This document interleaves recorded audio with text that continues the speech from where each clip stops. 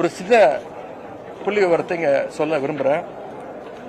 கடந்த ஒரு மாசத்துல மட்டும் சுமார் 175 பாலியல் வன்கொடுமைகள், 65 கொலைகள், 4 சாதிய ஆணவ படுகொலைகள் தமிழ்நாட்டில் நடந்திருக்கு.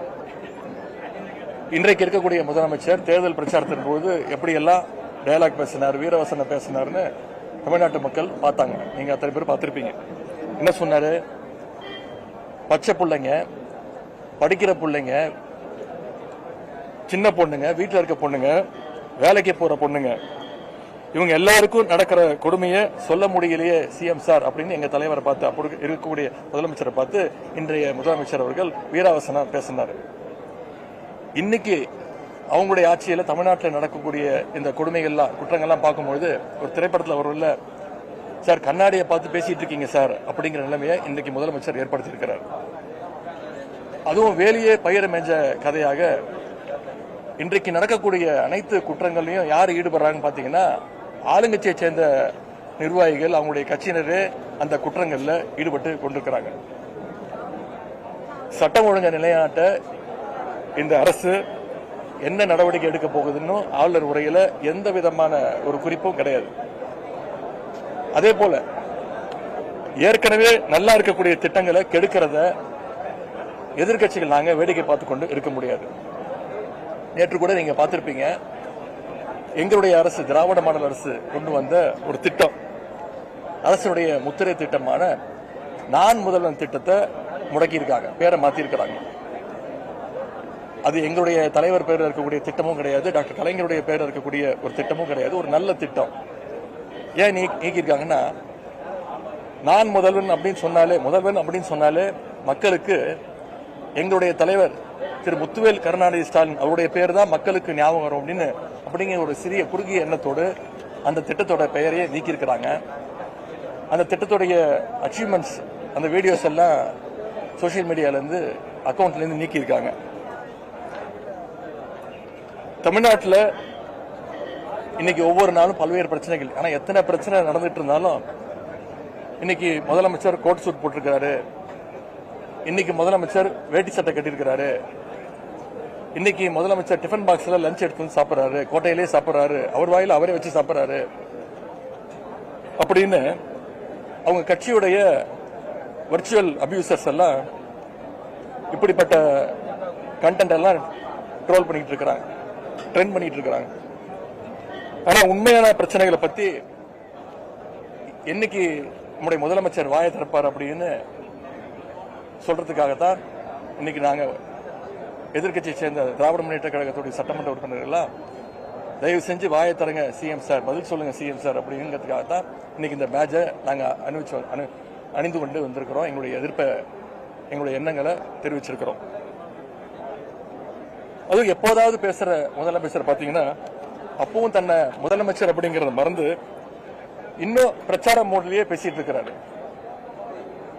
சிஎம் தான் அப்படி இருக்காருன்னு பாத்தீங்கன்னா, அவங்களுடைய ஒவ்வொரு அமைச்சரும், ஒவ்வொரு சட்டமன்ற உறுப்பினர்களும் முழுக்க முழுக்க ரீல்ஸ் வெறியிலேயே சுத்திக்கிட்டு இருக்கிறாங்க.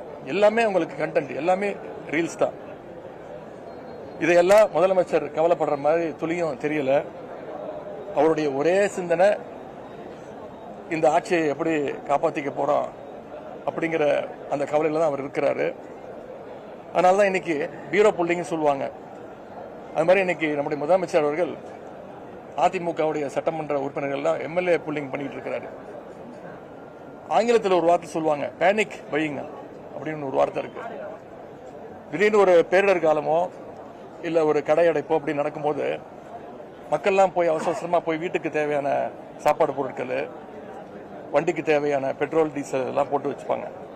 அது பேர் பேனிக் பையிங், ஒரு ஆர்டிபிஷியல் டிமாண்ட் கிரியேட் பண்றது. அது மாதிரி இன்னைக்கு நம்முடைய முதலமைச்சர் அவர்கள் அண்ணா திராவிட முன்னேற்ற கழகத்தை சேர்ந்த சட்டமன்ற உறுப்பினர்கள் போய் ஆட்சி அமைஞ்ச நாள்ல இருந்து இன்னைக்கு வரைக்கும் ஒவ்வொரு நாளும் ஒவ்வொரு சட்டமன்ற உறுப்பினர்களா போய் தன்னுடைய ஆட்சியை காப்பாற்றிக்க பேனிக் பையிங் பண்ணிட்டு இருக்கிறாரு.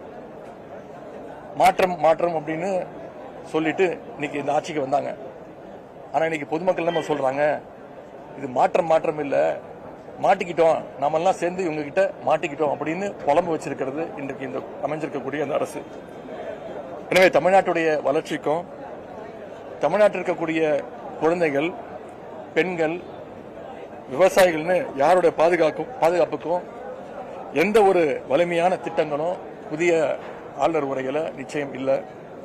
அதனால கடந்த ஆட்சி மேல காழ்ப்புணர்வை மட்டுமே வெளிப்படுத்துகின்ற இந்த ஆளுநர் உரையை நாங்கள் வன்மையாக கண்டிக்கின்றோம். ஆளுநர் உரையை முழுமையா வாசிட்டு போயிருக்காரு, திமுக பாதியிலே கலந்து போயிடுவாங்க. எப்படி பாக்குறீங்க இந்த நிகழ்வு? ஏற்கனவே சொன்ன மாதிரி அதுதான், கடந்த 5 வருஷத்துல ஒரு முறை கூட ஆளுநர் அவர்கள் திமுக கொடுத்திருக்கக்கூடிய அரசு கொடுத்திருக்கக்கூடிய உரையை முழுசா படிச்சதே கிடையாது. மாற்றம் பண்ணுவாரு. ஆனா மாற்றம் பண்ணும்போது என்னுடைய முதலமைச்சர், அப்போது முதலமைச்சர் எதிர்ப்பு தெரிவிச்சிருக்கிறோம். ஆனா இந்த முறை பாத்தீங்கன்னா ரொம்ப அபூர்வமாக முழு உரையும் ஒரு வார்த்தை, ஒரு கமா, ஒரு ஃபுல் ஸ்டாப் கூட எடுக்காம வாசிக்கும் போது உங்களுக்கு தெரியும் நம்முடைய ஆட்சியாளர்களுக்கும் தமிழக வெற்றி கழகத்தினருக்கும் பாஜகவுக்கும் ஒரு பெரிய அண்டர்ஸ்டாண்டிங் வந்துருச்சோ அப்படிங்கிற சந்தேகம் எங்களுக்கு வந்திருக்கு.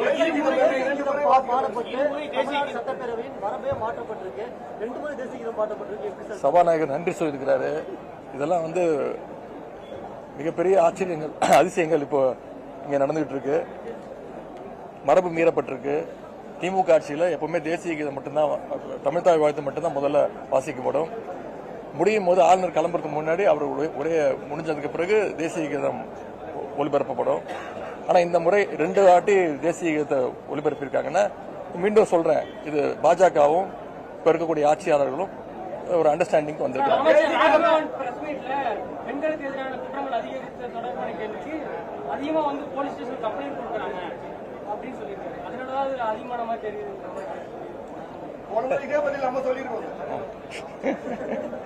அப்புறம் எதுக்கு புதுசா ஒரு படையெல்லாம் அமைச்சாங்க? அந்த சிங்கப்பெண் படைன்னு ஒன்று சொன்னாங்க, அதை தேதி தள்ளி வச்சாங்க. சரி, என்ன இருந்தாலும் இப்போ நீங்க தொலைக்காட்சிகள் மூலமா நீங்க ஒவ்வொரு நாளும் நீங்களே செய்தி ஒளிபரப்பிட்டு இருக்கீங்க. இந்த ஆட்சியில மக்களுக்கு, குறிப்பா பெண்களுக்கு, குழந்தைகளுக்கு பாதுகாப்பு இல்லை. அதை இந்த அரசு உறுதி செய்யணும் அப்படின்னு திராவிட முன்னேற்ற கழகத்தின் சார்பாக நான் கேட்டுக்கொள்கிறேன்.